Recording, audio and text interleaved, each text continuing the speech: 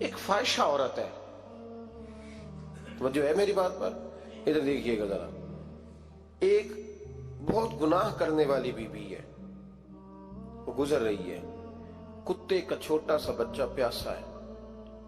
مدینے والے محبوب علیہ السلام، میں کہتا ہوں اس کی اتنی خوش قسمتی تھوڑی ہے کہ میرے نبی نے اس کا ذکر کر دیا ہے، اس سے بھی بڑی کو خوش قسمتی ہوگی۔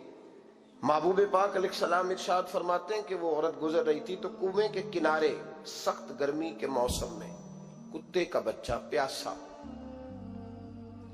لوگ یہاں بلا وجہ الجھ جاتے ہیں، کہتے ہیں ساری زندگی انسان گناہ کرے اور کتے کے بچے کو پانی پلائے تو بخشا جائے۔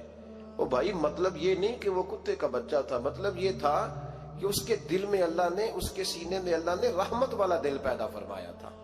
اور انسان کی نہیں، وَلَٰكِن يَنظُرُ إِلَىٰ قُلُوبِكُمْ، رب جب دیکھتا ہے تو وہ دل دیکھتا ہے، تو اس کے سینے میں جو دل تھا وہ رحمت والا تھا، سخت گیر نہیں۔ کتے کا بچہ پیاسا، کنویں کے کنارے، گرمی بڑی سخت، گزرنے جاتے لوگ، اپنا بچہ اسی کے آگے، اور جس کو دکان پہ رکھا ہے اس کو کہا پیسے نہیں لینے، پکڑ سائیکل، لا سودا،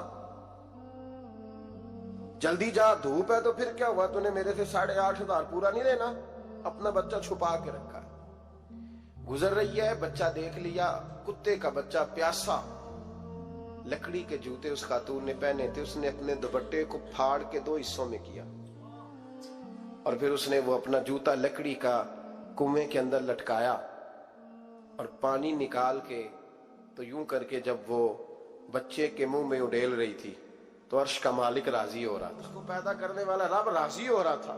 اور میرے حبیب فرماتے ہیں چند قطرے اس بی بی نے اس کے منہ میں پانی کے کیا اڈیلے، خدا کی رحمت کو جوش آیا، فرمایا فرشتو اس کے گناہ والی لسٹ ساری پھاڑ دو، میں نے اسے جنت دینے کا فیصلہ فرما لیا ہے۔ پر اگر تو سخت گیر ہو جائے، دیکھیں نا، جس قوم کا روزانہ کی کوئی نہ کوئی خبر زیادتی کی لگ جائے، کیا بیٹیاں برابر نہیں ہوتی؟ کیا بہنیں برابر نہیں ہوتی؟ جہاں روز کوئی نہ کوئی خبر قتل کی لگ جائے، قتل ہی کر دیا، مار ہی ڈالا کسی، جہاں روز کرپشن کے کیس سامنے آئے، غریبوں کا مال کھا کے بھی لوگ بڑے تسلی سے وقت گزاریں، تو اس کا مطلب یہ ہے کہ اس معاشرے نے یہ سمجھنا ہی چھوڑ دیا ہے کہ ہماری بقا کس چیز میں، ہمارا فائدہ کس چیز میں۔ نرمی پیدا کریں بھائی، اگر طبیعت میں نرمی نہیں ہے، کسی پہ ترس ہی نہیں آتا، اس قدر زیادہ خود غرضی ہو گئی ہے کہ اپنے سوا کوئی شے دکھائی نہیں دیتی۔ یاد رکھیں، جو چاہتا ہے میرے بچے سکھی رہیں وہ غریبوں کے بچوں سے پیار کریں، جو چاہتا ہے میرے گھر کے اندر روشنی رہے وہ کسی غریب کے گھر میں روشنی جلانے کی کوشش کرے، جو چاہتا ہے میرے لیے لوگ رحمت اور کرم کے جذبات رکھیں وہ دوسروں کے حق میں نرمی اختیار کریں۔ ہمارے مزاجوں کی سختی، ہماری طبیعتوں کا کوڑا پن، اور ہمارے مزاج کے اندر جو سوائے اپنی ذات کے ہم نے سوچنا ہی چھوڑ دیا ہے، اس نے معاشرے کو گھٹن کا شکار کر دیا، اس نے بھائی کا بھی بھائی سے رشتہ لالچ کا بنا دیا۔ زمانہ کسی سے سلام بھی لیتا ہے تو پہلے سوچتا ہے میرا یہ فائدہ کیا کر سکتا ہے، کہاں کر کے یہ میرے کام آ سکتا ہے۔ یہ وہ والا معاشرہ نہیں جس کو میرے نبی پاک علیہ السلام نے تربیت فرمایا ہے۔ اس لیے پلٹ کر دیکھیں حضور ہماری کہاں تربیت کر رہے ہیں، ان چیزوں پر غور فرمائیں۔ نبی کریم سید عالم نور مجسم صلی اللہ تعالی علیہ وسلم کسی کو روتا دیکھ کے رو پڑتے تھے، کسی کو روتا دیکھ۔ حضرت ابوبکر صدیق رضی اللہ تعالیٰ عنہ ارشاد فرماتے ہیں میں حضور کے ساتھ تھا، ایک میدان سے ہم گزر رہے تھے تو ساتھ ہی ایک باغ تھا، وہاں بڑا رش تھا، لوگ بڑے اکٹھے تھے، بہت سارے لوگ جمع تھے۔ تو نبی پاک صلی اللہ علیہ وسلم نے فرمایا ابو بکر پتہ کرو کیا ہوا۔ جناب صدیق اکبر رضی اللہ تعالیٰ عنہ تشریف لائے اور واپس جا کے عرض کرنے لگے یا رسول اللہ صلی اللہ تعالی علیہ وسلم، ایک اونٹ پاگل ہو گیا، لوگوں کو کاٹ رہا ہے، لوگ اس کو گرفتار کرنے کی کوشش کر رہے ہیں، کسی کے ہاتھ میں ڈنڈا ہے، کسی کے ہاتھ میں رسا ہے، کسی کے ہاتھ میں نیزہ ہے، قابو نہیں آ رہا۔ نبی پاک صلی اللہ علیہ وسلم نے فرمایا چلو میں چلتا ہوں۔ حضرت صدیق اکبر عرض کرنے لگے یا رسول اللہ صلی اللہ علیہ وسلم، وہ پاگل ہو گیا، وہ کاٹتا پھر رہا ہے، آپ مہربانی کریں، وہ تکلیف دے گا۔ فرمایا ابو بکر مجھے جانے دو۔ جناب صدیق اکبر فرماتے ہیں نبی پاک صلی اللہ علیہ وسلم تشریف لائے اور حضور جیسے ہی کھڑے ہوئے نا، اونٹ حضور کی طرف بھاگا، نبی پاک کی طرف لپکا، وہ میں بھی ڈرنے لگا، जितने लोग थे परेशान होने लगे। दौड़ा आया ऊंट, हम सब परेशान थे लेकिन महबूब के चेहरे पर बड़ा ही इत्मीनान था। फरमाते ऊंट दौड़ा आया और सीधा आके उसने हुजूर के कदमों पे सजदा किया। और जनाब सिद्दीक अकबर फरमाते हैं उसने हुजूर के कान में कुछ कहा तो नबी पाक की आंखों में आंसू आ गए। किसके दुख पर? ओ भाई गौर तो करो, इस बात को समझो तो सही।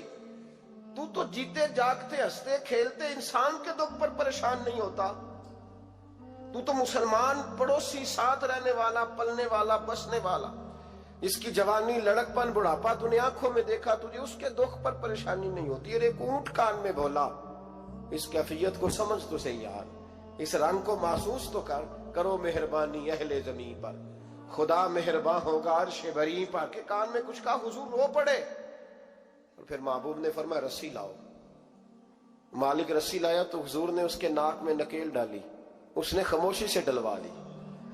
हुजूर ने उसके हाथ में दिया और फरमाया तू कहता है पागल हो गया। वो शिकायत कर रहा है कि हुजूर गर्मी में तप जाता हूं पर पानी का घूंट नहीं देता। या रसूलुल्लाह सल्लल्लाहु अलैहि वसल्लम, ये मेरी ताकत से ज्यादा मुझ पर बोझ रखता है।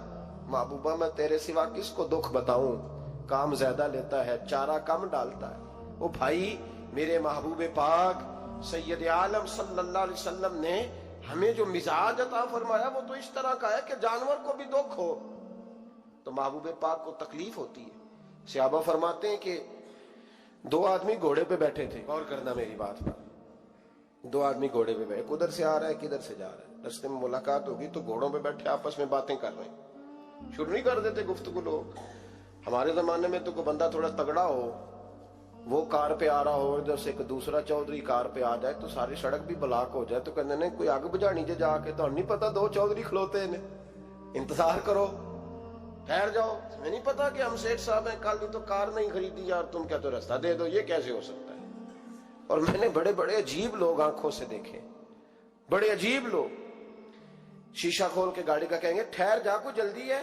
भाई तू शारा आम पे खड़ा है और तुझे रास्ता खोलना तेरी जिम्मेदारी का हिस्सा है, लेकिन वो कहता है कि 4 फुट में आप छड़ी है, तो तू कैसे कहता है कि रास्ता।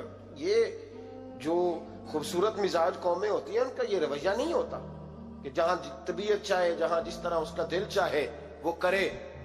तो ख्याल करें किस चक्कर में कौम पड़ गई। इसका मतलब ये है कि जिसको मर्जी तकलीफ देते फिर।